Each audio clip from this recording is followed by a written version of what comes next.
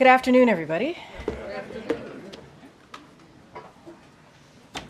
So I want to begin by sharing some news on how President Biden is fighting for working families and lowering costs by taking on corporate ripoffs. Ahead of his State of the Union address, the president is convening his Competition Council this afternoon to announce new actions to crack down on hidden junk fees and promote competition. President Biden is establishing a new strike force, co-chaired by the Justice Department and Federal Trade Commission, to crack down on illegal pricing. The Consumer Financial Protection Bureau is slashing credit card late fees from an average of $32 down to $8. This will save consumers $10 billion a year, an average savings of $220 for the 45 million people who are charged late fees each year. The Department of Agriculture is finalizing a rule to protect small farmers and ranchers. The Federal Communications Commission is circulating a proposed rule that would ban bulk billing. Helping lower internet costs and increase choices, our administration's action to ban hidden junk fees will save Americans more than $20 billion a year. The president will make clear in his State of the Union that he will continue fighting to lower costs for families. I have some news we'd like to share with all of you. On March 15th, President Joe Biden will host Taoiseach Lee Varadkar of Ireland for a bilateral meeting, followed by a St. Patrick's Day celebration at the White House on March 17th, continuing a long-standing St. Patrick's Day tradition.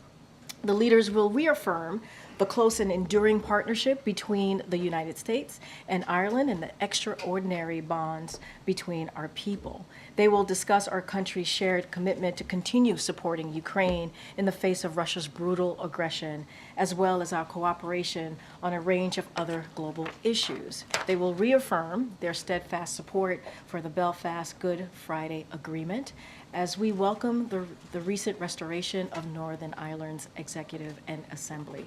Vice President Kamala Harris and the second gentleman, Douglas Emhoff, will also host the Taoiseach and Mr. Matthew Barrett for breakfast at the Naval Observatory on March 15th. And as you can see, when I walked out, 3 of our amazing Wranglers came out with me. And so before we get started with the briefing, I have a couple of things that I want to say. So, they're moving up in the world. They're going to stay in the family, but still moving up, and it's so well deserved of all 3 into new roles, obviously.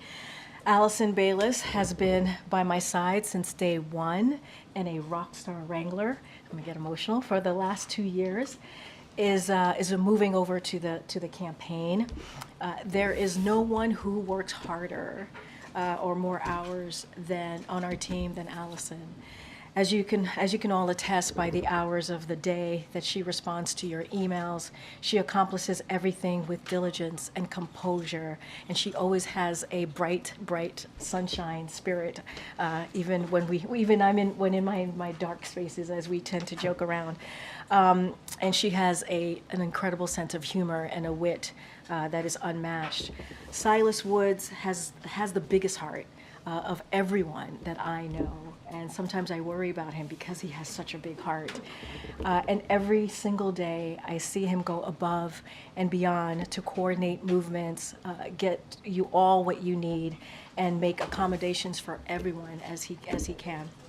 And some of you don't know he's often the reason you're able to get that shot, right? Silas is really good at getting that shot, get in the room or hear what the president has to say, obviously. There isn't a single person here who doesn't have a kind word to say about Silas, and there's no better teammate, which is why the second gentleman is stealing him from us. He came from OVP, so now he's going back essentially to that world. The press team won't be the same without Silas, but we're glad we'll still get to work with him every day. I'm going to miss you very much, Silas. Literally the biggest heart of anyone that I know.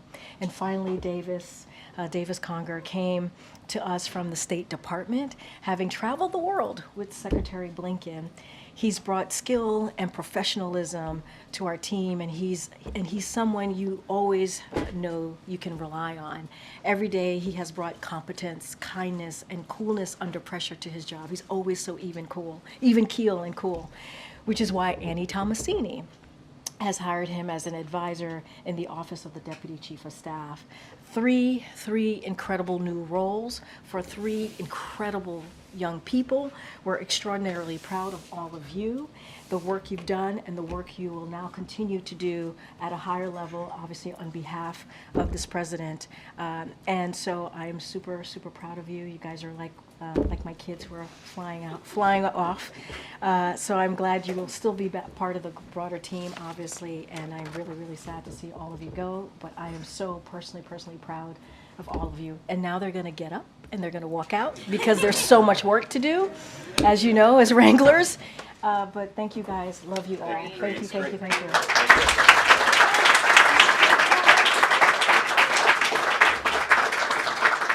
All right, with that, Admiral John Kirby is here to give an update on the Middle East. And Admiral, the floor is yours. Good afternoon, everybody. This morning, I think you all are tracking, the Department of Defense conducted another airdrop of humanitarian assistance into Gaza. 3 U.S. C-130s dropped 60 bundles with a total of more than 36,000 meals ready to eat. We were joined in this endeavor by several Jordanian aircraft as well. As President Biden has said, this will be a part of a sustained effort with our international partners to scale up the amount of life-saving aid that we're getting into Gaza. And as I said last week, we're exploring other channels to get aid into Gaza, including a maritime route. To that end, we're looking at both military and commercial options to move assistance by sea. There's still an awful lot of work that's being done on this to flesh it out. Of course, we're also going to continue to urge Israel to facilitate more trucks and more routes, opening up more crossings so that more aid can get into people in need and increase that flow. And with that, take some questions. Thanks, John. With that number on the 36,000 meals, was that just the U.S. contribution to that, or was that also the Jordanian contribution to that area? That was just the U.S. The Jordanians flew, I believe it was 4 aircraft, and I can get you the exact number of how much they dropped, but it was food that they dropped too. And then in terms of the scale of that, I mean, that's a drop in the bucket of what the need is in Gaza right now. When you talk about the maritime corridor planning as well, I mean, this war's been going on for 5 months now. Yeah. Why isn't the U.S. and its allies further along in the planning stages for a maritime corridor or other operations like an airdrop with more equipment, more resources, more personnel on standby? Should from the moment the president gave the go-ahead, I mean, shouldn't there have been more contingency planning to get more aid in much faster? We've been working on the humanitarian assistance front since the beginning, as you said, many months ago. And quite frankly, the best and most efficient way to get aid in to people in a confined space like that in a very urban environment is on the ground. I mean, yes, you can move more volume in ships, whether they're military or commercial ships, but eventually that stuff has to get ashore, then has to get loaded onto vehicles and then trucked in, right? So the trucks are the best way to do that, and that's why we've been working so hard to try to increase the flow. And during the week-long pause that we had before, we were able to get it up to 200 trucks a day. It was through President Biden's urging that we got the Rafah crossing open to aid. It was at his urging that we got Kerem Shalom open, but it just hasn't. The flow just hasn't been enough to meet the need. And as the war has progressed, the need has gotten obviously much more dire. So it's not like even though we're just now talking about airdrops, it's not like the idea of airdrops just happened, just dropped out of the sky. It's been something we've been talking about for quite some time, and the maritime route as well. The maritime route, yes, it can move more volume at sea, but it also is going to require a heavier logistics lift and some infrastructure ashore, and very much going to need the support of allies and partners. And so those discussions are ongoing. And then does the president have any plans to meet with Benny Gantz before he leaves Washington this evening? No. Thank you for answering that one. So we can go and move on from there. A few others here. The president this morning signaled that he's concerned about violence in Jerusalem and in the region in the coming days. Is there something specific he's been told to anticipate? I won't speak to specific intelligence one way or the other, Ed. I mean, obviously this is something we're always mindful of, particularly given what's gone on between Israel and Hamas. But I don't think I'm going to elaborate on that.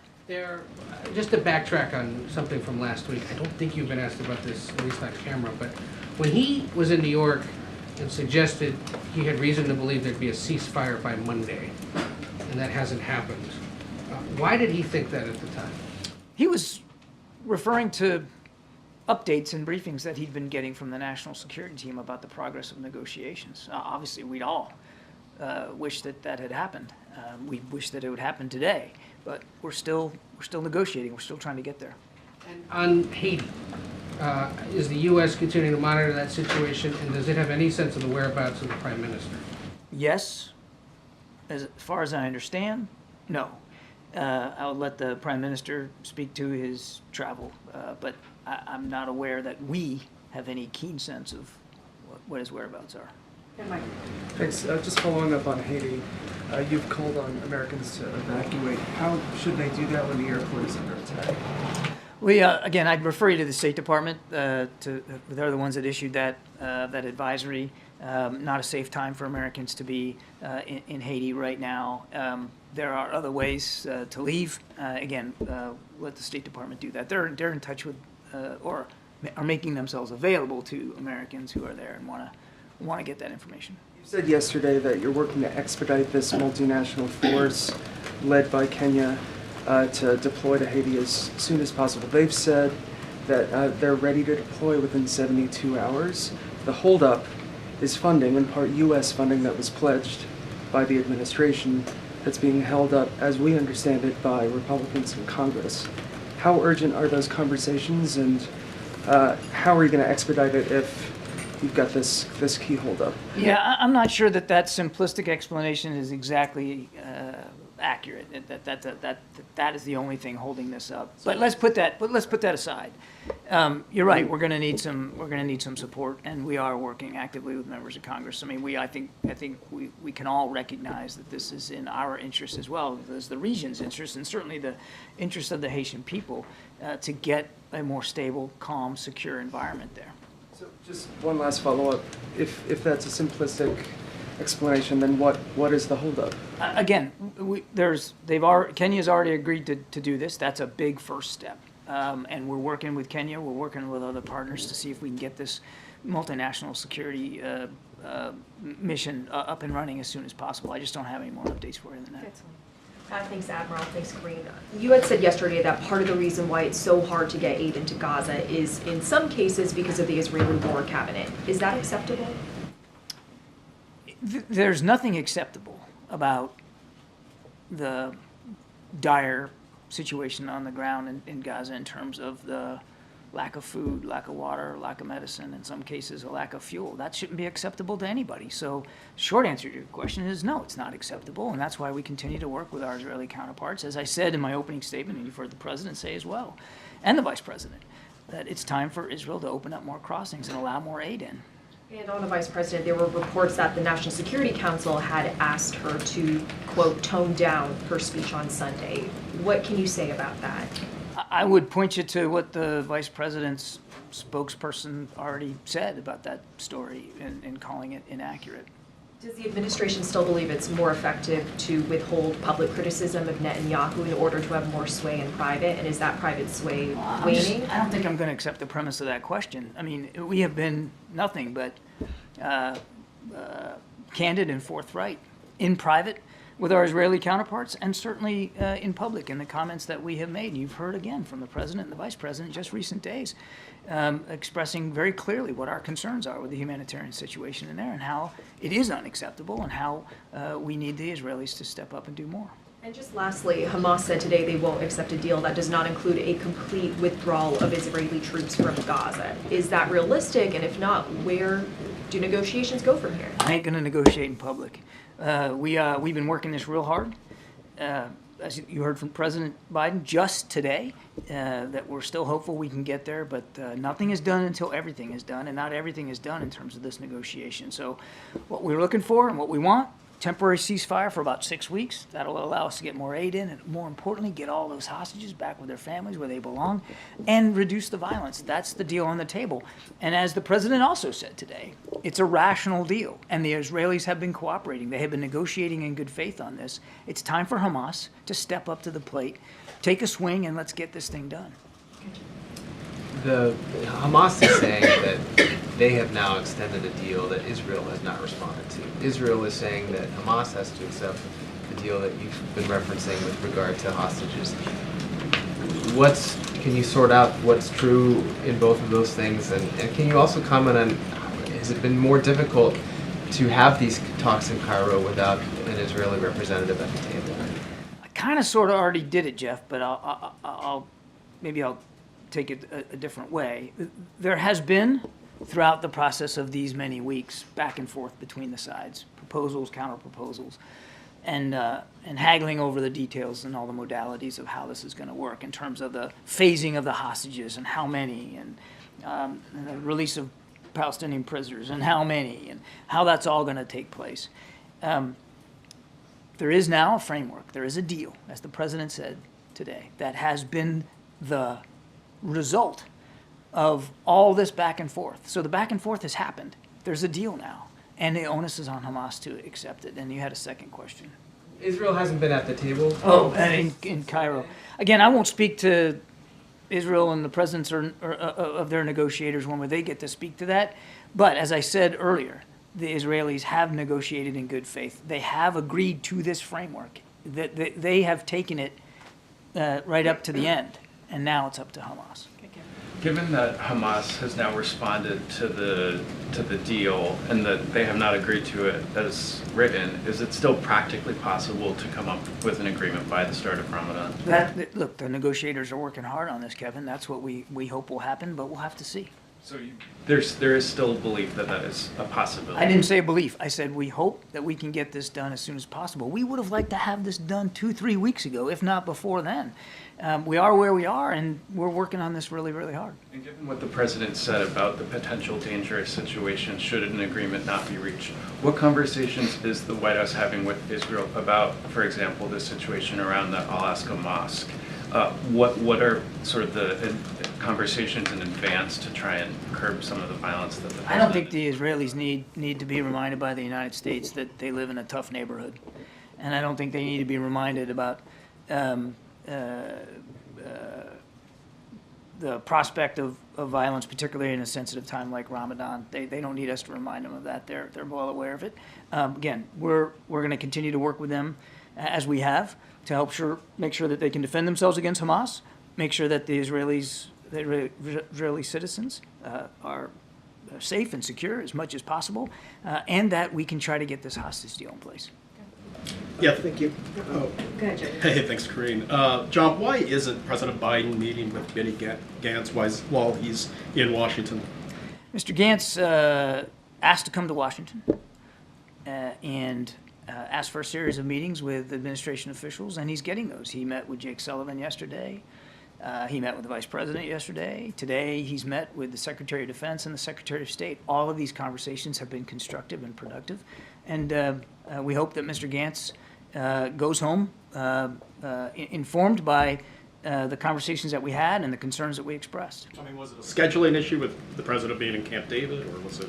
Mr. Gantz had a chance to meet with senior levels, all the way up to the Vice President of the United States. And you know, again, we think these conversations were constructive and productive, and hope that he goes home informed by them. Thanks, John. The president and the vice president, and you, for that matter, have both said that the situation with getting aid into Gaza is too difficult. The vice president said that Israel needs to allow more aid in. No excuses. What is preventing the president from communicating to the Israeli government that if they don't allow aid, we will not continue supplying weapons? Why is that not a fair trade?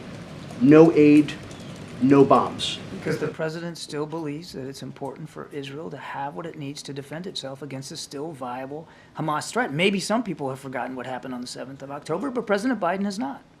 How does keeping aid out of Gaza contribute to Israel's right to defend itself? Keeping aid out of Gaza is not the right thing for any purpose. It's not about... It's just not acceptable on the face of it, as I told Selena. And that's why we're working more than any other country, by the way, to increase the flow. I mean, it is U.S. aircraft that are dropping this food out of the sky in the last couple of days. Yes, but you keep saying, and you said yesterday, the holdup, that the problem is the lack of capacity being delivered on the ground. And that's That's the Israelis and to some extent the Egyptians, but mostly the Israelis. How is that? And you said it's not acceptable earlier. You're looking at this as a zero-sum game. Like, yes, you are, sir. It's, well, if they're not doing what you want, then cut off the aid so they can't defend themselves. That's not the way we're going to do this. It's not the way we have done this. They have a right to defend themselves. They need the wait a minute, let me finish. They need the capabilities to do that. There's aid that's desperately in need. And you know what? We can do that too. We can do both. Both are important, and both are going to be pursued by this administration. I know you don't approve of necessarily the policy choices that we've made, but I have no opinion on the but- policies, I'm just asking questions. but and I'm answering them. We can do both. We can influence our Israeli counterparts to do more, to be more careful, to let more aid in, and we can continue to work to get that aid in ourselves. One more follow-up then. Israel, according to Israeli media, the Israeli Defense Forces and industrial base are ramping up or preparing to ramp up domestic production of weapons that are currently U.S. supplied, including dumb bombs, firearms, that sort of thing, to be commenced next year, 2025. Is the president concerned that this would lower U.S. leverage, and is there a window that's closing during which the U.S. has the leverage and influence to get the Israeli government to do certain things with respect to human rights, for instance, allowing more aid into Gaza? The president's concerned, as I said, about Israel being able to defend itself against a still viable threat. We'll let the Israelis speak to their defense industrial base plans and intentions.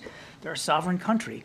They get to make those decisions, and we respect that. They're also a key ally and a partner, and we respect that alliance and that partnership as well. The other thing that's keeping the president up at night is the humanitarian assistance and the humanitarian situation on the ground in Gaza, and that's why he has ordered these airdrops. That's why we continue to urge very, very stridently the Israelis to open up more crossings on the ground to supplement the aid that's already getting in and to try to improve what's not getting in. And that's why, as I said in my opening statement, the president also has the team looking at maritime options.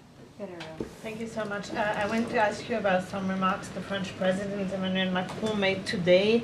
So he urged Ukraine's allies not to be cowards, and he also added that Not to be what? Cowards. Cowards. Cowards. Sorry, my accent. And he added that he fully stood behind those controversial remarks he made last week about sending troops to Ukraine. So what do you make of this rhetoric? Do you think the time has come for stronger language on Ukraine, or is this not helpful? I'm not going to parse President Macron's words. I mean, he certainly has every right and ability to speak for himself and his views. All I can do is speak for President Biden, Commander-in-Chief, and the President has been clear. We have been extraordinarily strong in leading international efforts to support Ukraine for the last 2 years. We need Congress to help right now pass that supplemental so we can continue that strong leadership and support a coalition of more than 50 nations that the United States put together to support Ukraine. He's also been very clear since the very beginning of this war. There's not going to be U.S. troops on the ground fighting inside Ukraine. And you know what? President Zelensky isn't asking for that. He's just asking for the tools and capabilities. He's never asked for foreign troops to fight for his country. He and his troops want to do that, but they need the tools, and that's what we need to help with. We're bumping up against the president's level. Sorry. Thank you, Karine. I have questions on the Indonesian election, but just to finish up on Gaza, is the Gantz meeting with the VP and also with Jake a signal that the administration is looking forward to a future Israeli government without Netanyahu? No. And maybe this one is for Karine. Will the president use any part of his State of the Union address to acknowledge the anger of American Arabs and Muslims and progressive Democrats and explain to them why he's not imposing conditionalities on Israel? I'm going to go around and I'll get to that question. Let me just get to a couple more people. Okay, great. And so just on the Indonesian election, China, the United Kingdom, Australia, and several other countries have congratulated Indonesia's President-elect Prabowo Subianto on his apparent victory. Is there a reason why the administration is waiting? We congratulate the Indonesian people on a successful election. The President looks forward to early engagement with the new administration and to strengthening our cooperation under what is already a strategic partnership. We're obviously closely following the ongoing vote count, and we understand that Minister Subianto has a significant lead. We've had excellent cooperation with him since the time he was defense minister, and if he is in fact finally elected, then we look forward to continuing that relationship. Just to clarify, the president-elect does have a long track record of allegations of human rights violations. He was at one point the son-in-law of former President Suharto, who ruled Indonesia for 32 years, and his vice president-elect is the son of the outgoing President Joko Widodo. Is the administration concerned at all about democratic backsliding in Indonesia? We never back away from our concerns about the need for human rights, civil rights, and all the values of democratic institutions, and the president absolutely will not shy away about expressing our concerns. Okay. Admiral, to ask that question more directly, or one of the other questions that was just asked, in Israel, the Vice President's meeting with Gantz was seen as a snub to the Netanyahu government, was it? The meeting with Minister Gantz, again, was at his request. He is a member of the War Cabinet. There is a war going on, and we believed it was a good opportunity to have a discussion with the War Cabinet about the way in which we're supporting Israel and the things that we want to see Israel do. The President was asked this morning how his relationship was with Netanyahu these days, and he responded like it's always been, and then he smiled. Yep. I don't know if I can improve upon that. What would you add to that? I wouldn't. One question I still like my job. One question on Haiti. The administration has provided more than $126 million in humanitarian aid to Haiti in 2023. Where has that money gone? Has it been effective? I can get you, Gabe. We can get you a rundown of exactly how those funds were allocated. But we're proud of the humanitarian assistance that we have and will continue to provide Haiti. But right now, the focus has got to be on getting that multinational security element in there to help create the conditions where the people of Haiti can live free and in security, so that humanitarian assistance can get there more freely and get to the people that need it. Last question. Thanks, Karine. Thanks, Admiral. Following up on Aurelia's question, there's been some pushback on Macron's comments from the Germans and also from the Swedes as well. Is the US worried that Ukraine's allies are starting to splinter? No, there's been tremendous international support and unity for Ukraine. As you know, we met with the Prime Minister of Italy just last week. They've been strong. There's incredible unity. Everybody shares the same concerns that we do about just letting Putin take Ukraine and what that means for their safety and security and for the security of the NATO alliance. No, we're not concerned about that. That the stalling of this US aid is putting more pressure on European allies and causing fractures at all in that sense. We're worried that the delay on the national security supplemental and the assistance coming from the United States is going to have a actually already is having a detrimental effect for Ukrainian soldiers on the battlefield. That's the main concern. And the time is way past now to get them the tools that they need to defend themselves. Their defensive lines are starting to shift now, going in the wrong direction, because the Russians continue to push west out of the Donbass. Thanks, Albert. All right. As you know, the president's event's going to start shortly. Zeke, you have anything? Can you give us a rundown of how the president spent the last few days at Camp David preparing for the State of the Union? Who was with him? Does he have the final speech text at this point? So, as you know, the president has been working on, as you just stated in your question to me, the State of the Union address for the past several days. I'm not going to get into any specifics as to who is with him. It's going to be a moment that's incredibly important to him. Obviously, he's going to be not just addressing Congress, but also millions of Americans who are going to be tuning in, and he's looking forward to that, to talking about the accomplishments that he's made the last 3 years, and also the vision that he has for this country, obviously for the American people. I'm just not going to get into any specifics or details. We'll have certainly more to share with you all tomorrow as we get closer. You know, the State of the Union address is incredibly important. He's going to be working on it, I believe, until the very last minute. So he gets it just right, because it's going to be an important moment. But don't have anything beyond that. You heard me talk about the Competition Council, how that is part of the president talking about wanting to focusing on lowering costs for the American people. Obviously, he's going to talk about our democracy, our freedoms, right? Continue to fight for that. reproductive freedom, how that is an issue that the American people truly care about. You're going to hear him talk about that. And so there's a lot of issues in front, obviously in front of the American people that they care and they want to hear directly from the president about. And so that's what he's going to focus on. We'll certainly have more to share as we get closer to Thursday. And then a different topic, there was a bit of a kerfuffle this morning across Lafayette Park at the Department of Veterans Affairs, running an effort to ban the display of that iconic Times Square kiss photo on VJA at the end of World War II. Was anyone at the White House consulted in the drafting of the initial memorandum, and then did anyone at the White House call up the Secretary of Veterans Affairs and say rescind that memo? So I want to be really, really clear. The VA is not going to be banning this photo from VA facilities. So I just want to be super, super clear about that. I know, as you just said, you described it as a kerfuffle. There was obviously some reporting on that. I can say that, I can definitely say that the memo was not sanctioned. And so it's not something that we were even aware of until you all started reporting on it. But we are not banning that photo. And I'm just going to be super clear about that. Any specifics about the memo and the process over there, certainly I would refer you to the VA. Well, once you were made aware of it, and after the memo sort of spread on social media, did the White House direct the Veterans Affairs Secretary to rescind it? I believe the VA Secretary made a statement on this, so I refer you to the statement. Of his own volition? Yes, he did that on his own volition, but I would refer you to his statement, and just I'm really reiterating what the VA said. The VA Secretary said that it will not be, that particular photo will not be banned from any facility, VA facility. So I want to be very, very clear about that. Okay, good. Thank you, Karine. President Biden has said a possible endorsement by Taylor Swift is classified. How disappointed is he that she is telling people to vote, but not for him? Going to be very careful. We're talking about 2024. So I can't comment on what Taylor Swift is saying or not saying. I have no idea. I've not seen those statements. And I'll just leave it there. Okay. Be mindful. Different topic. How's President Biden going to fix the border if he can go years without talking to the head of Border Patrol? He was literally just with the chief of the Border Patrol, just this past Thursday in Brownsville, Texas.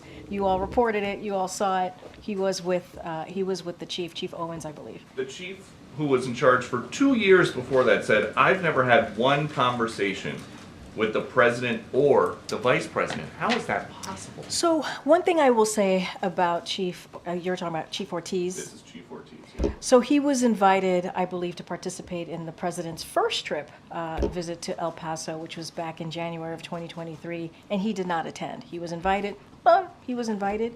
He did not attend. What I can say is that you saw the president with the present chief, which I think is important because we are dealing with challenges at the border, because the president has make that a priority, worked with the Senate in a bipartisan way to come up with a way to move forward on the border on immigration. Republicans rejected it because of what the former president, Donald Trump, told them to do, told them to reject that proposal. So the president is going to continue to be steadfast, focus on an issue that majority of the American people care about, which is the border. Let's not forget, if that policy had went into law, it would have been the toughest and the fairest bipartisan border security agreement in decades. And last one, Yeah. Will President Biden publicly address Laken Riley's murder, allegedly at the hands of an illegal immigrant who was released by law enforcement multiple times on Thursday night? I know he's got a statement, but what about at the State of the Union? Look, I do want, this is such a tragic story and obviously situation. This is someone's life that was lost, so I do want to always acknowledge and extend our deepest condolences to her family and to her friends and the people who loved her. And so want to always be sure to say that, and because it's so tragic. Look, I don't have anything to share about the president's speech as it relates to that particular question that you have. But we want to always be sure that we lift up the families who have lost their loved ones in that way. And I would reiterate, you just asked me about the Border Patrol chief. The president was just there with the current chief, Owens. The president went to the border, obviously Brownsville, Texas, to lift up the importance of doing something at the border. And I would be remiss if I did not continue to say that Republicans rejected a bipartisan proposal that came out of the Senate. And so if they truly, truly cared about what was going on at the border, if they truly cared about this immigration policies and trying to fix that, trying to move forward in a way where we have a tough and fair law, they would work with us on it. They wouldn't listen to the former president, who is clearly telling Republicans to reject it for his own political gain. And that's shameful. That's truly shameful. Go ahead, Selena. Will the president be watching the election results come in tonight? So, as you know, the president's going to be talking about the Competition Council today. He is continuing to work, obviously, on his State of the Union address because it's important to him. He knows how important it is for the American people to hear directly from him. I don't have anything to share. I've not spoken to him about his plans tonight. Obviously, he will be kept updated, and he'll be aware of what's going on tonight as we see elections happening across the country. I just don't have anything specific on that. And the Consumer Bankers Association has been very critical of the Biden administration's rule to cut the credit card late fees. They called it anything but a win for consumers and knowingly putting consumers' financial health at risk. What's the administration's response to that criticism? So we totally disagree, obviously. The president has always been very, very clear. He's going to do everything that he can to make sure that we're lower cost for the American people. And what we are seeing is that we're seeing, corporations obviously not passing along their gains to Americans, to American consumers, and we've always been very clear about that. And so we want to make sure that we protect Americans. We want to make sure that we obviously protect American consumers. So we disagree with that sentiment. We disagree with that statement, and the president's always going to put the American people first. Good job. Karine, does the White House have a position or a comment on the latest bill in Congress to crack down on TikTok, just introduced today, I believe? So I have not seen the text or had an opportunity to speak to our Office of Legislative Affairs or anyone else in the White House office. So I don't want to get ahead of myself and speak to that. Obviously, we'll take a look, as we normally do, on any legislation that believe will be beneficial to the American people. I just can't speak to that at this time. Okay, Kevin. Robert Hur is supposed to testify a week from today. Has the White House made a decision on releasing the transcripts of the president's interview? I would refer you to my colleagues at the White House counsel's office. And the Dortmund basketball team has become the first college sports team to vote to form a union. Does the White House think that that's a good idea? Is that a smart move for college athletes? So, look, I'm going to obviously let teams make their decisions for themselves. We're not going to weigh in on that. As you know, the president's a union guy. We say that all the time, but I'm not going to comment on any particular team or actions that they're taking. That's for them to decide. Karine, Senator Sinema just announced that she's not running for re-election. She's going to retire at the end of this term. I'm wondering if the White House has any comment on that. So, have not seen that. Obviously, that is news to me. Look, we have had opportunities to work closely with the senator on some really key important bills. She was one of the leading negotiators on the border security bill that came out of the Senate in a bipartisan way. We appreciated her efforts on that. And there are some other, obviously, ways that we've worked closely with her. Outside of that, I don't want to get too far ahead. This is the first time I'm hearing the news, but she's been a partner with us on many critical issues that matter to the American people, and I think that's important.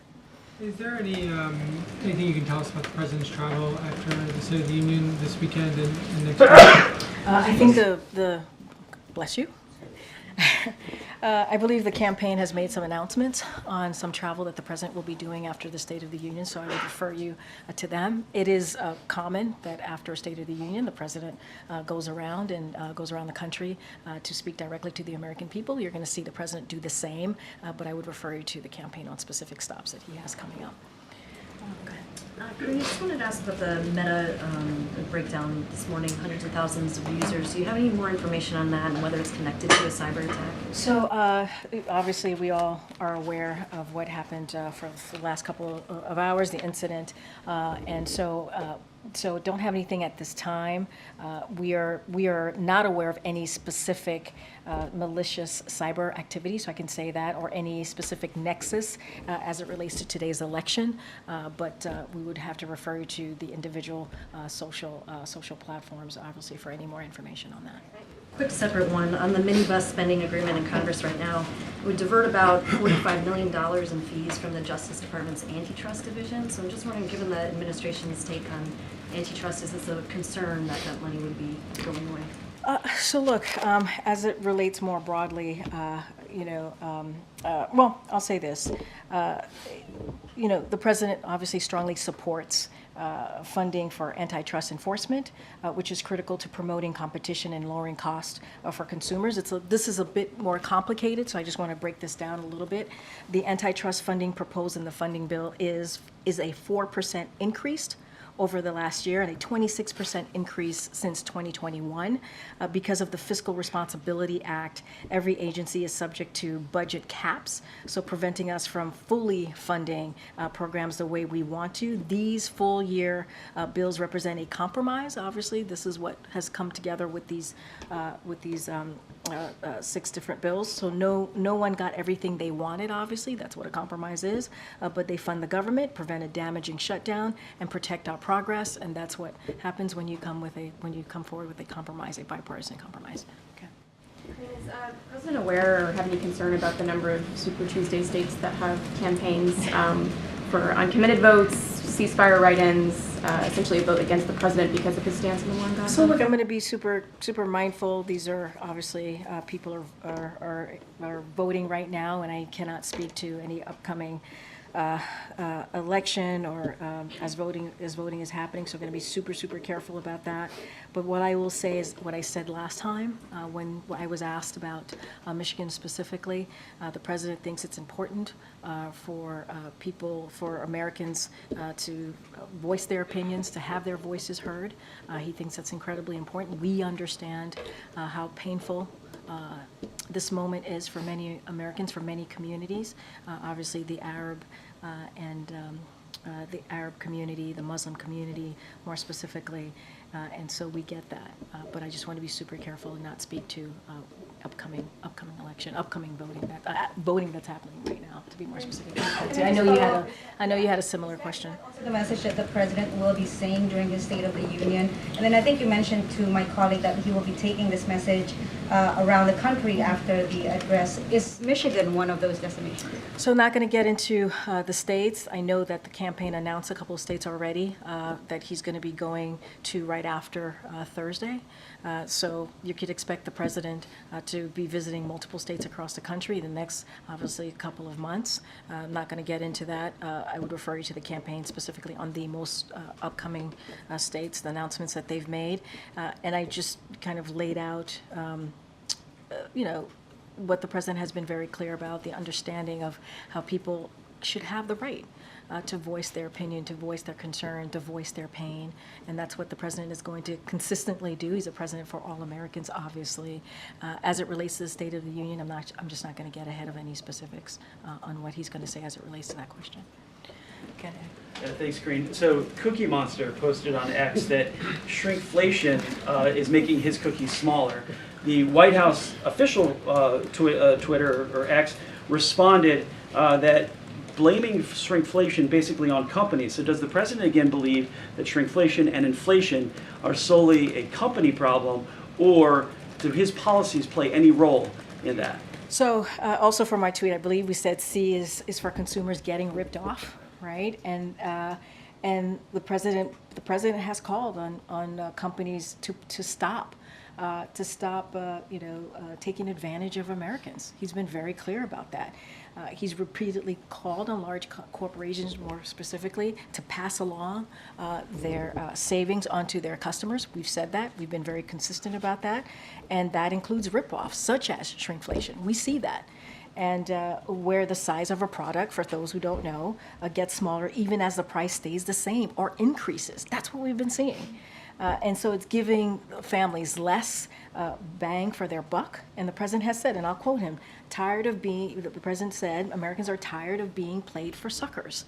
And so the president's going to have the American people's back. That's what he's going to continue to do. He's going to talk about this, not just shrinkflation, but other ways that he sees corporations are ripping off Americans. You're going to hear from him shortly about what he's doing next to deal with junk fees. And I think that's really important. That's what Americans want to see. They want to see their president fighting on their behalf. And out of that competition council, the president is announcing that strike force.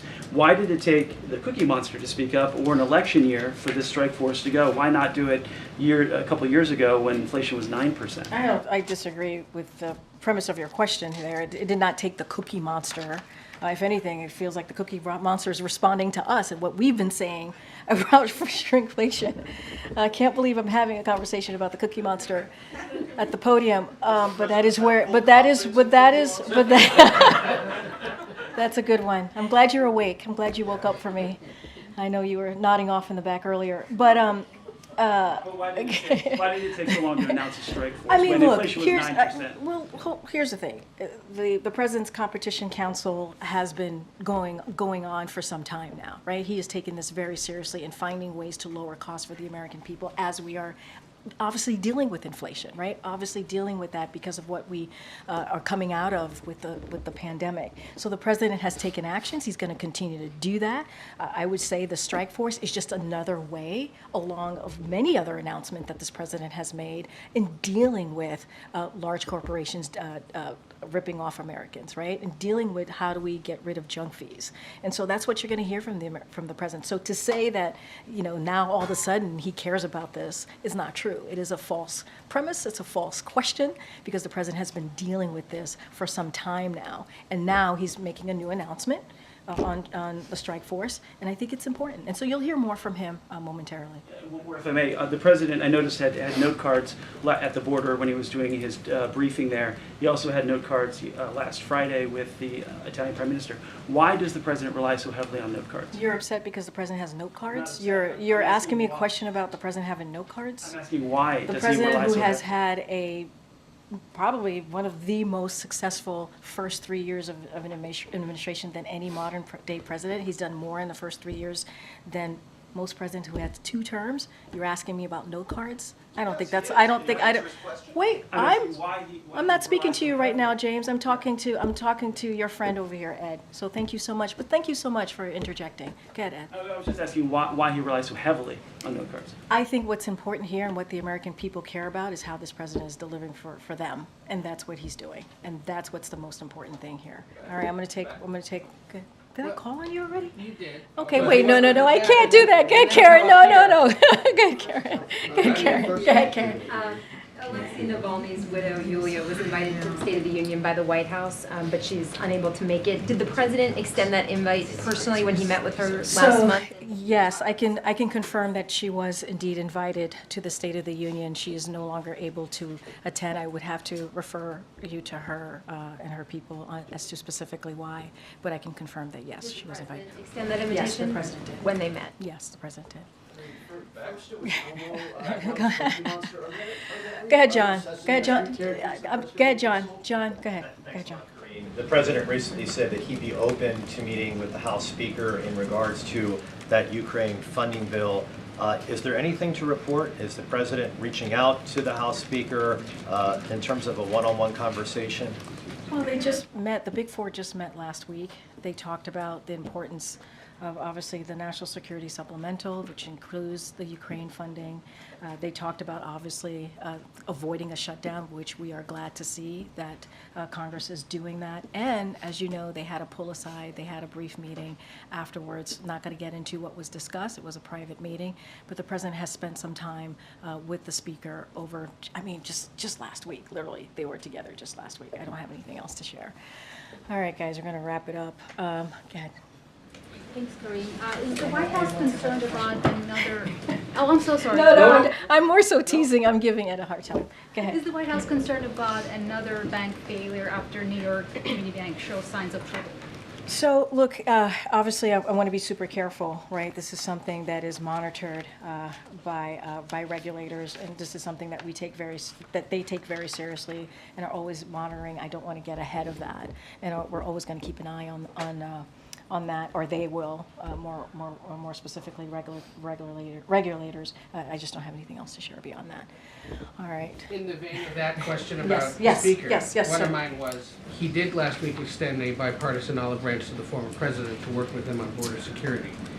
Beyond saying that rhetorically, has there been any other attempt to reach him to talk about possibly working together? Have you heard from the Trump camp about it? Well, as it relates to the Trump camp or campaign, that's something that I would refer you to the campaign on. Look, the president has been very clear, and I think you've seen it in his action. The fact that we worked with Republicans to try and get to a border security proposal, we did that because we believe it needed to be dealt with in a bipartisan way. And I would add that when we are able to work in a bipartisan way on behalf of the American people, we get things done, right? We see that with the Chips and Science Act. We saw that with the prevent gun violence legislation, right? Anti-gun violence legislation. You saw that with the infrastructure legislation. Remember last time around, during the last 4 years of the last administration, it was a punchline. Infrastructure, week was a punchline. Saying last week there's been no active attempt to get the former I president. don't have. I am saying to you, I don't have anything to read out, but I do want to say, when we work in a bipartisan way, we are able to get things done for the American people. We just are, and we see that. We see that with historic pieces of legislation that will change the lives of Americans for generations, which are incredibly important.